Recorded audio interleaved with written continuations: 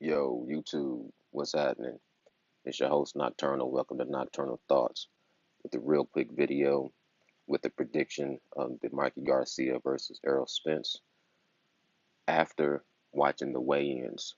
Um,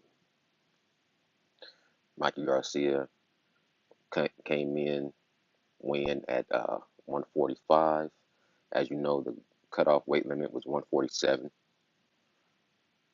Errol Spence stepped on the scales at 146, a little bit over 146.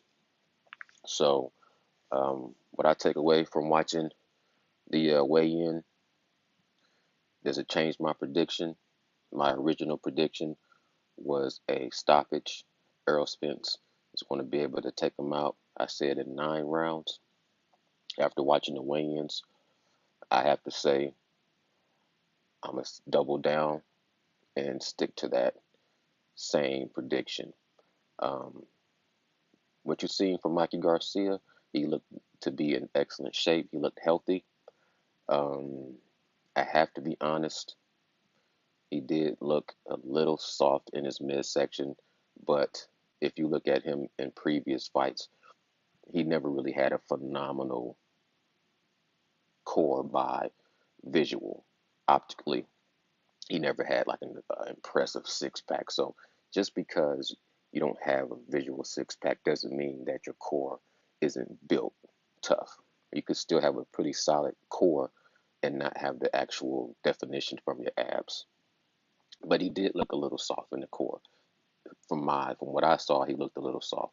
But what you saw on his weigh-in is going to be the same thing you're going to see in the ring. He's not going to have to rehydrate up.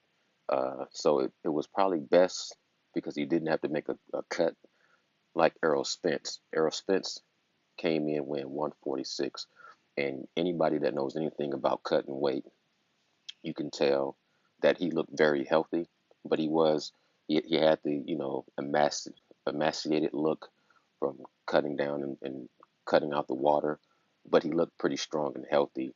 And when he rehydrates, he says he's going to rehydrate up to the 160. Um, with that being said, standing side by side, even with Errol Spence cutting down to the 146, standing next to Mikey Garcia at the 145, he still looked bigger. The weight advantage, the size advantage was still pretty evident. Just in the muscularity, Errol Spence muscle definition, not just with the cut, but just the density of his muscle still was obviously bigger than Mikey Garcia. So you can imagine tonight when he rehydrates up, has something to eat, and he bulks back up to the 160, the size advantage is going to be very obvious. And I still predict that he's going to come in strong, big, fast, and if he goes to the body, if he goes to the body the way he normally assaults and attacks the body. That's what I'm saying. Mikey Garcia, like I said, he never really had a strong looking core, but I don't believe he's ever really been, um, you know, put to the test. Definitely from a Earl Spence. Not too many fighters invest into the body shots the way that Earl Spence does. So, with that being said, I feel like once he feels those body shots from Errol Spence and they start to accumulate, I believe it's going to break him down. And I think he's going to get him out of there. Same prediction, doesn't change. Uh, 7 or 9 rounds.